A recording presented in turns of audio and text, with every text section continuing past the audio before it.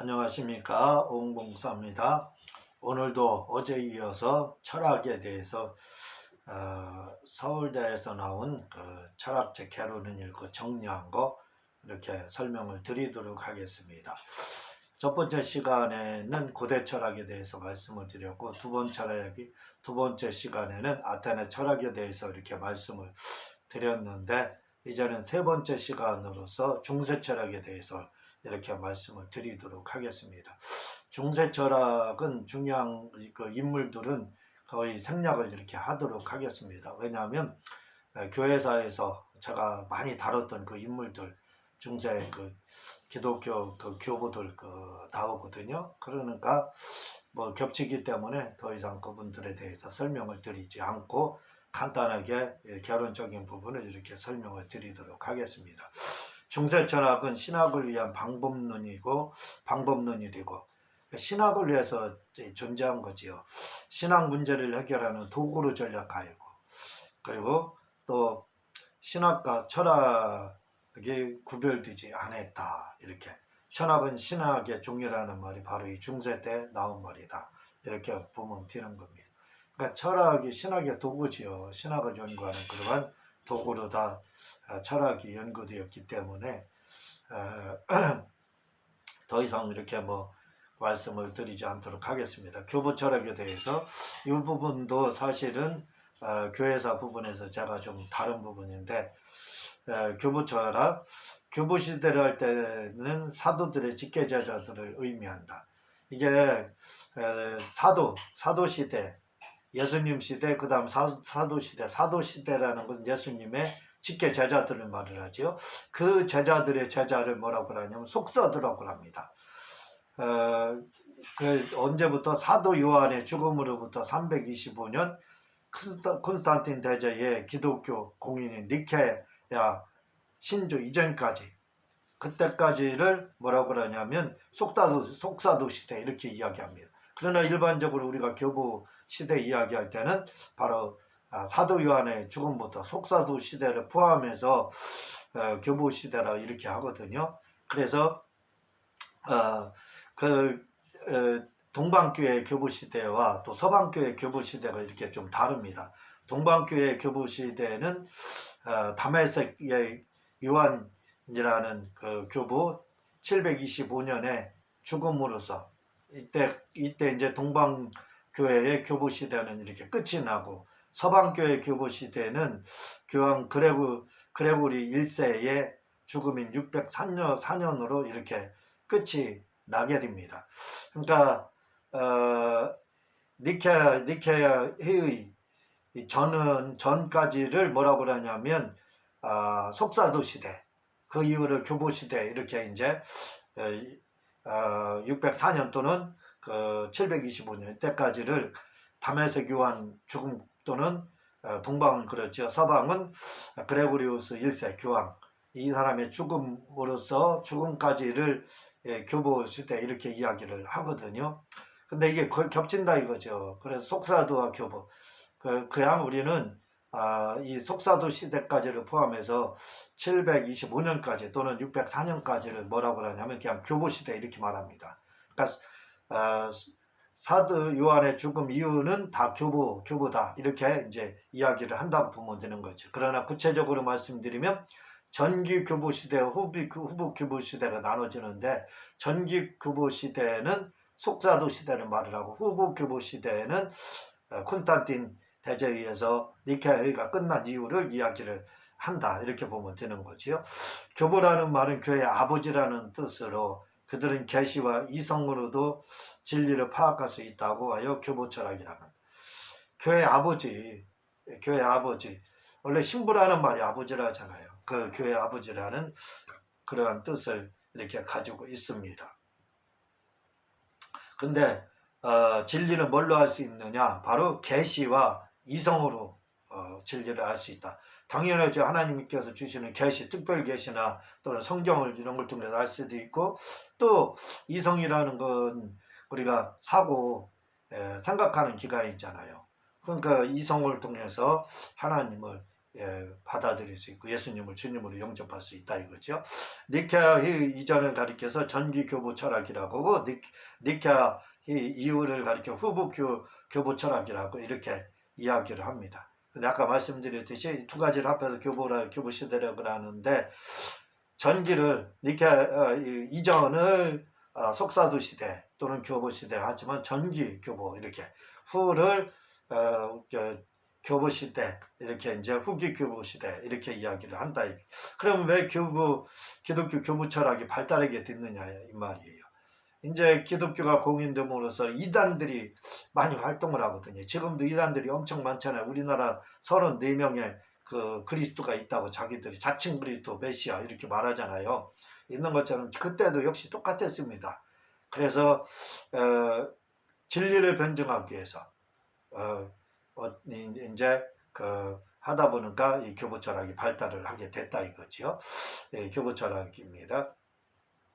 이제 스콜라 철학에 대해서 스콜이 학교잖아요. 다시 말하면 신학교에서 스콜라 철학이라는 신학교에서 철학을 가르쳤다 이거죠. 이때부터 철학이 신학의 중일인 거예요. 신학을 연구하는 어떠한 한 도구로다 이렇게 된 거지. 지금도 우리가 신학 용어들을 보게 되면 조직신학 용어들을 보면은 철학적 그러한 용어들이 많이 사용되고 있습니다. 어쩔 수 없어요. 그래서 어쩔 수 없기 때문에 그 철학의 용어를 도입해서 철학의 3단 논법, 아리스토텔레스요. 그리고 논리학, 변증법, 귀납법, 면역법 이런 걸 통해서 어쩔 수 없이 설명할 수밖에 없는 겁니다. 신학을요, 하나님에 대한 부분을. 그래서 중세 철학의 중세 철학을 스콜라 철학이다 이렇게 이야기를 하는 겁니다. 이때부터 이제 중세 철학 본격적인 철학 중세 철학이죠. 그러니까 처음 고대 철학, 고대 자연론자들 철학, 아테네 철학, 인간 중심 철학이죠. 그 다음에 교부 철학 이렇게 되고 그 다음 그것이 끝난 다음에 스콜라 철학이 되는 겁니다. 스콜라 철학. 이때부터 이제 중세예요. 중세. 스콜라 철학에는 수도의 부속된 신학교의 교사들에 의해 철학이 연구되고 배웠기 때문에 스콜라 철학이라 합니다. 여기서 철학은 교부들에 의해 완성된 교리를 아리스토텔레스의 논리학과 연역법과 귀납법을 가지고 교리를 철학적으로 증명하기 위해 철학이 연구되었다. 철학이 신학을 증명하는 하나의 도구로 전락했다 이 말이지요. 아리스토텔레스 논리학에는 10개 범주 그리고 연역법, 귀납법 이게 3단 논법, 이 연역법을 3단 논법이라고 하잖아요. 요 세 가지를 아리스토텔레스의 논리학 이거 받아들일 수밖에 없습니다. 그래서 그 가지고 이렇게 설명하다 보니까 중세 철학은 신학의 종일일 수밖에 없는 거죠. 스콜라 철학의 스콜라 철학은 초기 형성기와 중기 성숙기, 말기 쇠퇴기로 이렇게 나눠지는데 초기는 9에서 12세기까지이고 중기는 13세기 중기이고 15세기는 말기. 그러니까 9에서 12세기는 초기, 중기는 13세기.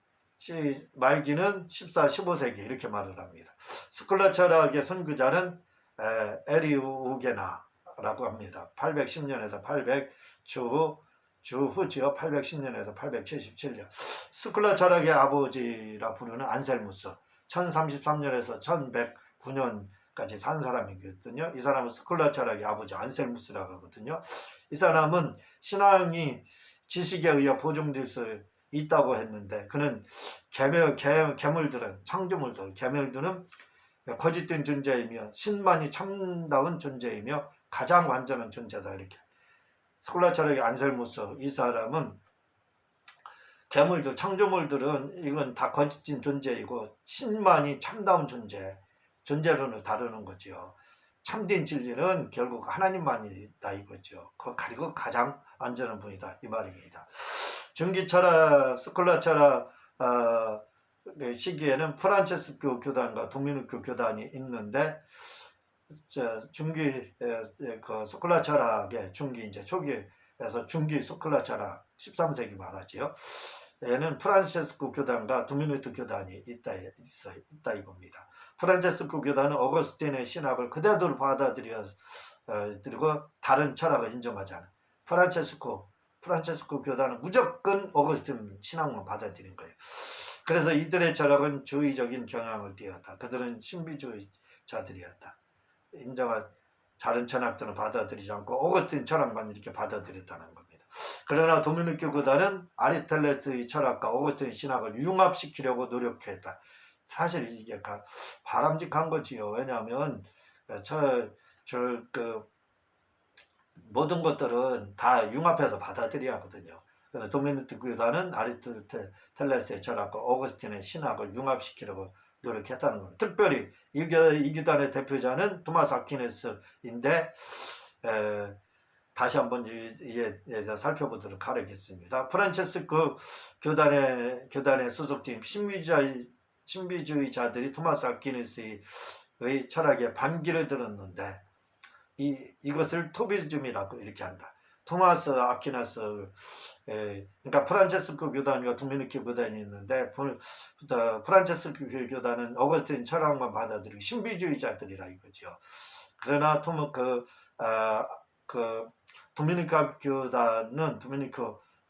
교단은 어거스틴과 아리스토텔레스를 다 받아들였다 이거죠.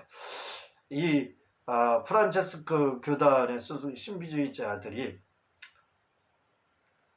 프란체스코 교단에 소속되어 있는 이 신비주의자들이 토마스 아퀴네스 철학에 반기를 든 거, 이것을 토비즘이라고 한다 이거죠. 이 토비즘주의자들에 의해 14, 15세기에 스콜라 철학이 결국 무너지게 됐다는 겁니다. 이 토비즘주의자들의 이 신비주의자들의 후에 루터의 종교계에 큰 영향을 미치게 됐다는 겁니다.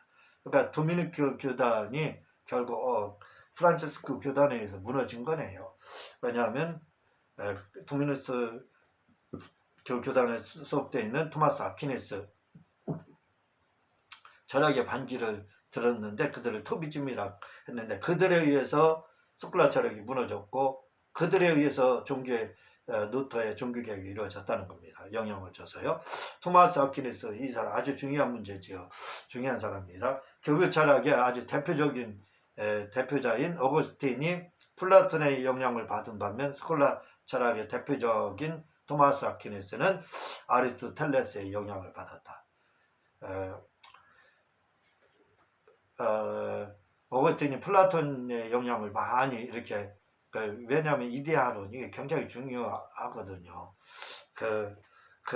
그렇다면 토마스 아퀴네스는 아리스토텔레스 왜냐하면 3단 문법 이 3단 문법의 영향을 많이 받은 거지요.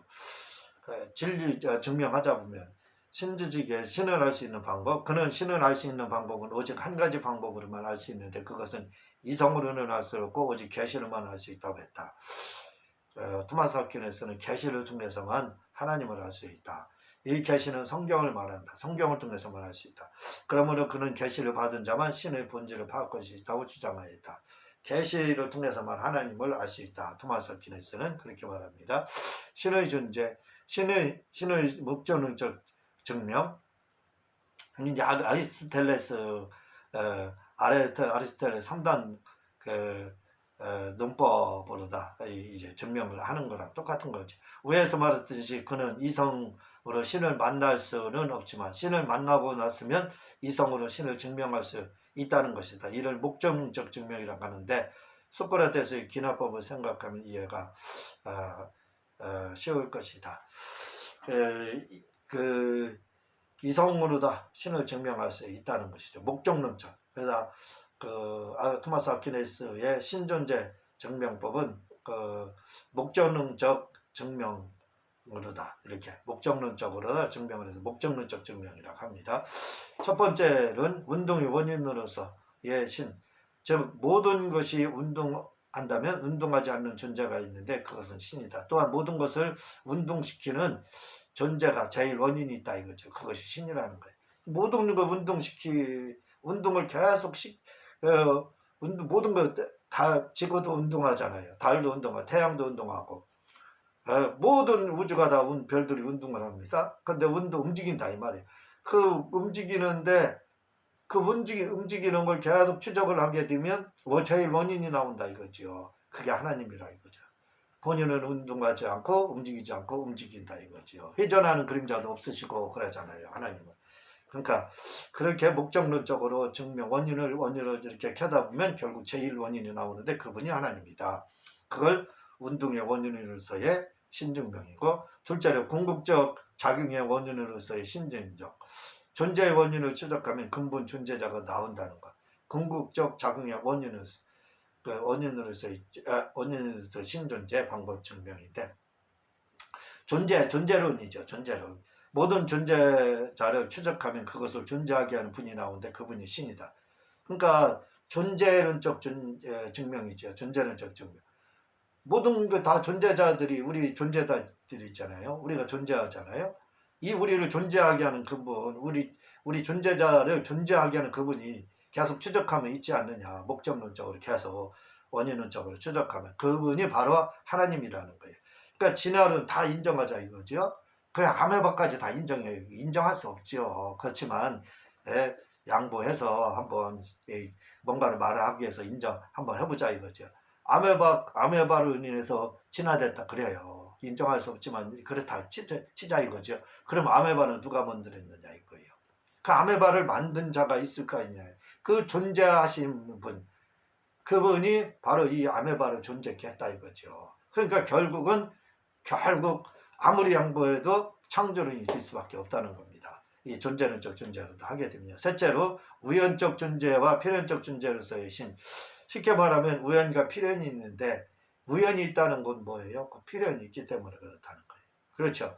우연이 있다는 건 필연이 있다는 겁니다. 성경에는 구약성경 우연이라는 것이 말이 굉장히 많이 나와요. 하나님의 뜻을 우연으로 표현을 하고 있습니다. 어쨌든 그 우연이라는 걸 계속 존재하면 뭐 필연이 나와요. 봐봐요. 우연이 구약이 많이 나오죠. 그러나 그걸 뭐라고 해요? 하나님의 뜻이라고 하잖아요. 그 우연케 하신 분이 누구냐? 하나님, 필연이라 이거죠. 그 우연적 존재와 필연적 존재로서 하게 되면 또 하나님 계심을 나타나고. 넷째로 완전성의 원인으로서 불완전한 존재가 있다는 건 뭐예요? 완전한 존재가 있다는 거예요. 불안이 있다는 건 완전히 있다는 거죠. 죄가 있다는 건 뭐예요? 사람이 죄가 있다는 것은 뭐냐면 선이 있다는 거예요. 그렇죠? 죄가 생겼다는 것은 죄가 없었다는, 선이 있었다는 것이 증명. 이게 완전성의 존재로서의 존재입니다. 불완전한 것이 있다는 건 완전이다. 다시 또 다섯째로 존재 목적으로서의 신. 모든 물질과 우주가 질서 있게 움직이게 하는 분이 하나님이라는. 모든 물질과 우주가 질서 있게 움직이는데, 이렇게 질서 있게 움직이게 하는 것이 있는데 그분이 바로 하나님이라는 것이에요. 우리가 이게 무슨 말이냐면 아니 자동차가 2만여 개의 부속이 필요합니다. 그 자동차가 저절로 그게 움직이겠느냐 이거예요. 2만여 개가 움직여서. 사람이 졸업하고 그걸 만든 분이 있고, 또 뭐예요? 그걸 움직이게 하는 분이 있다 이거죠. 그게 이제 사람이다든가 또는 인공지능 이렇게 할지라도 사람이 그 프로그램을 넣어놓잖아요.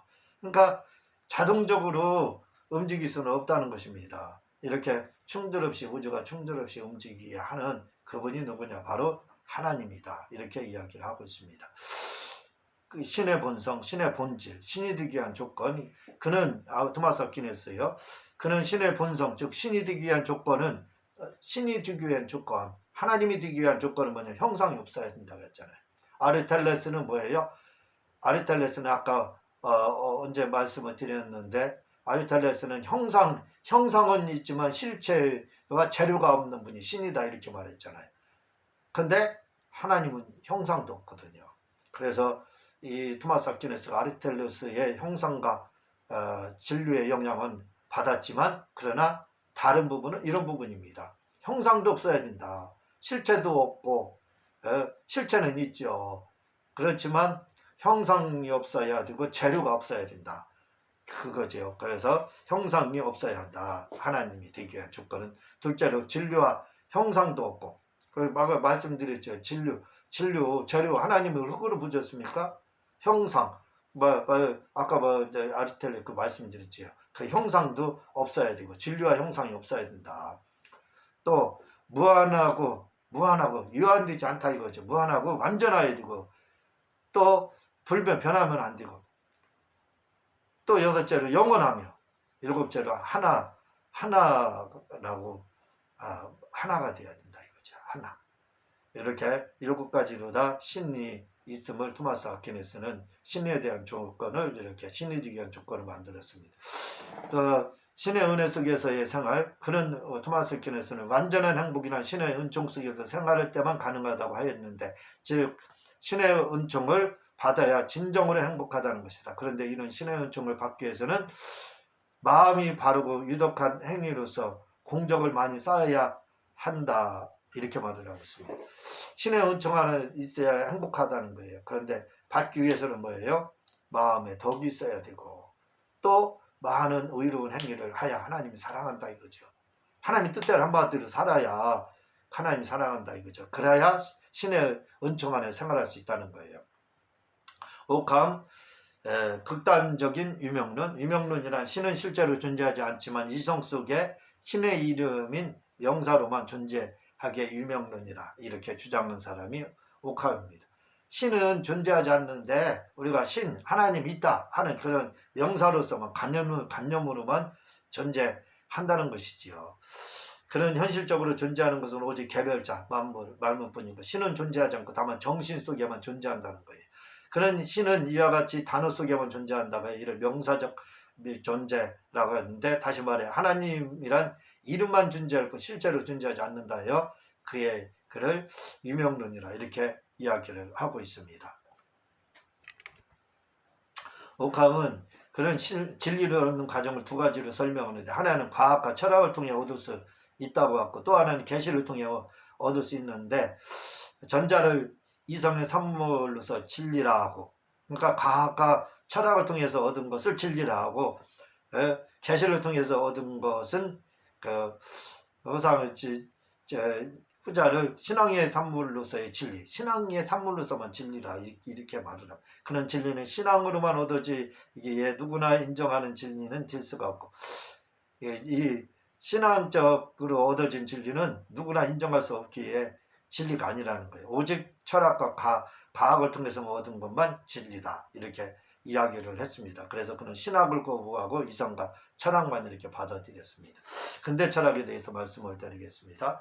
근대 철학, 르네상스 철학을 말을 하는데, 르네상스 철학이란 서양서에 있어 중세와 근세를 갈라놓은 사건으로 이탈리아에서 일어난 르네상스 운동 때문, 르네상스 재상 부활이라는 뜻이잖아요. 터키가 이슬람화되면서 동로마가 무너지면서 이제 르네상스 운동이 서방에서 일어나지 않습니까?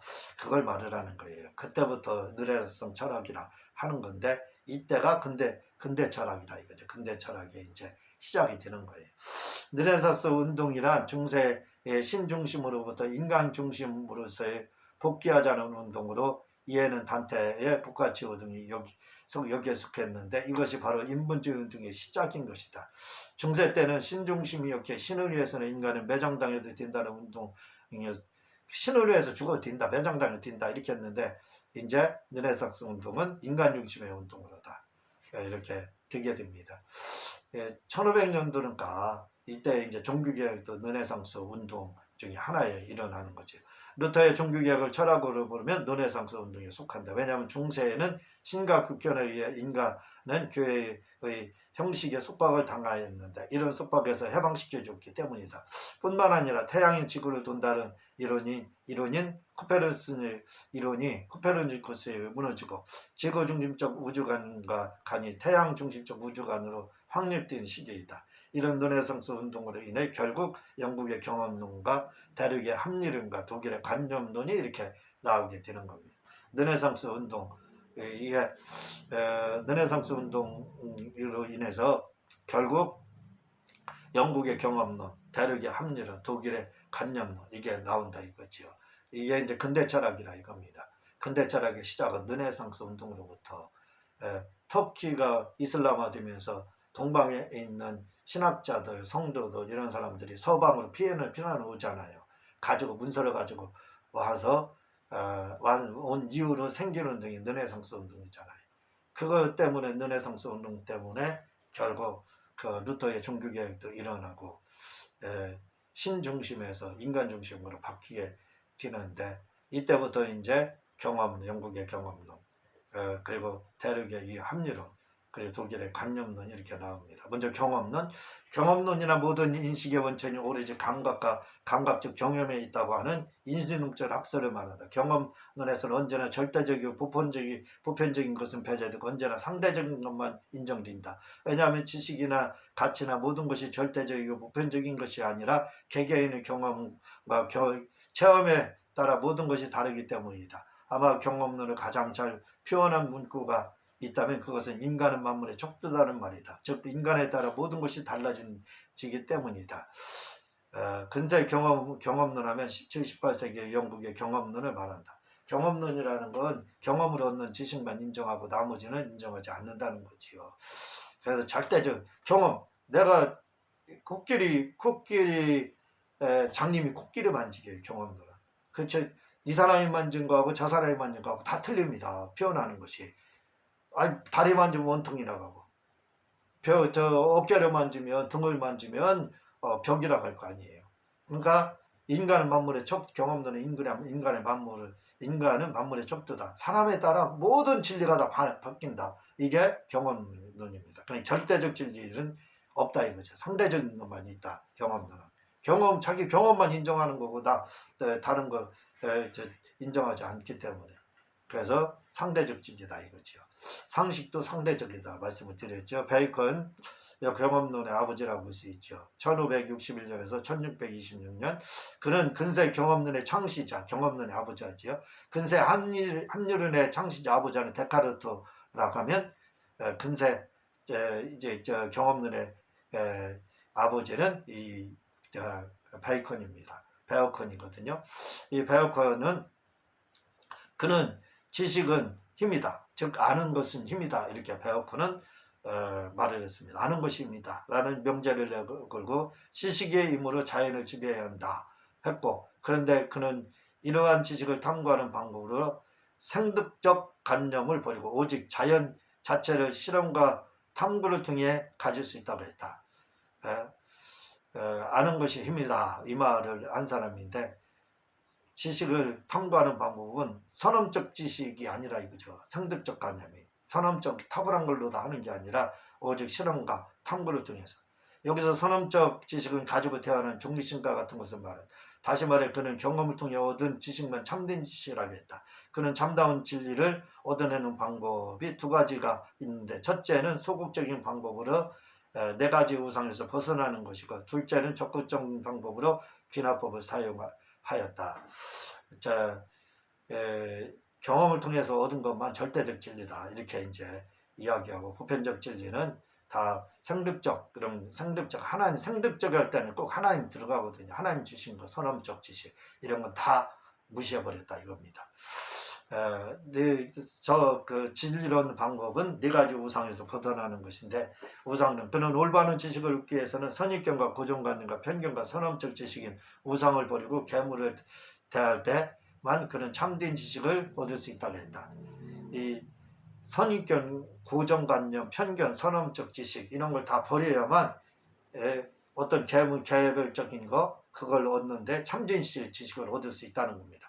사실은 이런 부분도 필요하거든요. 선입견 때문에, 고정관념 때문에, 편견 때문에 잘못 보는 게 많이 있어요. 잘못되는 게 많이 있거든요. 잘못 결론을 내리는 게. 근데 그런 걸 버려야 된다는 겁니다. 이런 부분은 받아들일 수가 있어요. 근데 이제 하나님까지 무시하니까, 하나님이 주신 이런 그 선언적 지식까지 무시하니까 이제 문제가 되는 거지요. 첫 번째 종주구성, 자기 기분에 의해 개별적인 것에 대해서 말하는 것. 즉 기쁘다. 자기가 기쁘다고 기쁘다고 해서 꽃이 묻는 것으로 생각하는 것을 말한다. 우리 식으로 하면 기분이 좋으면 구원받은 것 같고 기분 나쁘면 구원받지 못한 것 같이 생각하는 것을 그는 종주구성이라고 했다. 그러니까 자기 기분에 의해 개별적인 것에 대해서 다르다 이거죠. 다르게 대하는 것. 그 종주구상에서 벗어나야 된다는 거. 그 자기가 기쁘기 때문에 꽃이 웃는다고 표현하고, 자기 기분이 나쁘면 꽃이 웃는 것이잖아요. 운다고 표현하고. 그게 뭐냐 이거죠. 그러니까 이런 것들은 종주구상이라 이거죠. 자기 어떤 관념 속에 꽉 박혀있는 자기 기분에 의해서 사물이 달라져. 이걸 버려야만 바른 지식을 가질 수 있다는 겁니다. 동굴우상이는 자기가 타고난 성격과 자라난 환경과 그가 받은 교육 등을 가지고 편견적으로 보는 것을 가리켜 그는 우상이라 했다. 우리식으로 하면 자기보다 없던 사람은 무식해 하고 보는 것을 가리켜 동굴. 그러니까 자기 성격이나 교육 정도 이거 안에서만 판단을 하는 겁니다. 다른 사람들은 그런 그 편견 안에서 나는 많이 배웠고 너는 못 배웠으니까 너는 모르고 뭐 이런 식으로다. 동굴우상이 동굴에 뭔가 꽉 갇혀 있잖아요. 그러니까 동굴 속에 들어가면 그 안 보이는 게 그거 동굴만 보이잖아요. 하늘도 안 보이고 땅도 안 보이잖아요. 그 마찬가지로 동굴우상이라 이거죠. 이것이. 그리고 시장우상이라는 말은 잘못 사용함으로써 시장에서 말을 잘못 사용함으로써 없는 것이 진짜 있는 것처럼 생각하는 것을 말한다. 사람들은 운명의 여신이 있다고 생각하고 숭배하는데 사실 없는 것이다. 이렇게 언어를 잘못해서 알고 숭배하는 것을 시장우상. 시장에서 말 잘못 사용하는 경우 많잖아요. 그래서 말을 잘못 사용하는 거, 이 언어를 잘못 알고 숭배하는 거, 사용하는 거, 이렇게 잘못 알아서 하는 거, 이게 시장우상이라 이거죠. 시장에서 말 사용하면 잘못 사용함으로써 없는 것이 진짜 있는 것처럼 생각하는 거, 이게 시장우상. 극장우상, 자기 자신이 보고 생각하는 바에 따르기보다는 권위와 전통을 무비판적으로 받아들이는 편견을 말한다. 한마디로 맹신. 그냥 내려져 오는 것만 그냥 무조건 받아들이고 자기 자신이 보고 생각하는 거에 따르기보다는 내가 어떤 생각하고 이런 것보다는 그냥 전통을 무조건 받아. 극장우상이라 이거죠. 그 극장 보는 거 그게 전체인 줄, 연극 보는 게 전체인 줄 받아들이. 그게 바로 극장우상이라는 겁니다. 이걸 버려야, 네 가지를 버려야 바로 진리를 탐구할 수 있다는 겁니다. 누구는 사람이 지식을 습득하는 것은 선험적 지식에 의해서가 아니라 오직 경험을 통해 온다는 것이다. 즉 백지론이다. 즉 사람은 태어날 때 백지 같은 상태로 태어나는데 지식을 갖게 되는 것은 오직 감각적 경험을 통해서 생겨난다는 것이다. 그런 이렇게 경험을 통해 지식이 습득되는데 이 지식이 습득되는 데는 첫 번째 단순관념과 둘째 복합관념을 통해 지식이 습득된다고 주장을 했습니다. 그러니까 베어커는 경험론을 다 말했지만 네 가지 우상, 종족우상, 동굴우상, 시장우상, 극장우상을 버려야 진리를 바로 받아들일 수 있다. 지식을 말을 하고, 루프는 지식은 어떤 그 선험적으로 다 오는 것이 아니라 백지 같은 상태라 이거죠. 경험을 통해서 아무것도 없다. 선험이 없다. 성득적 관념이 없다. 백지라 이거죠. 오직 그 경험을 통해서 얻어지는 것만, 그것만 통해서 얻어지는 것만 지식을 얻을 수 있다. 이렇게 말을 합니다. 그걸 통해서만, 경험을 통해서만 백지 같은 사람에게 경험을 통해서 지식을 얻을 수 있다. 그런데 이제 얻는 방법은 단순관념에서 복합관념을 통해서 지식을 습득할 수 있다. 이렇게 이야기를 했습니다. 이상입니다.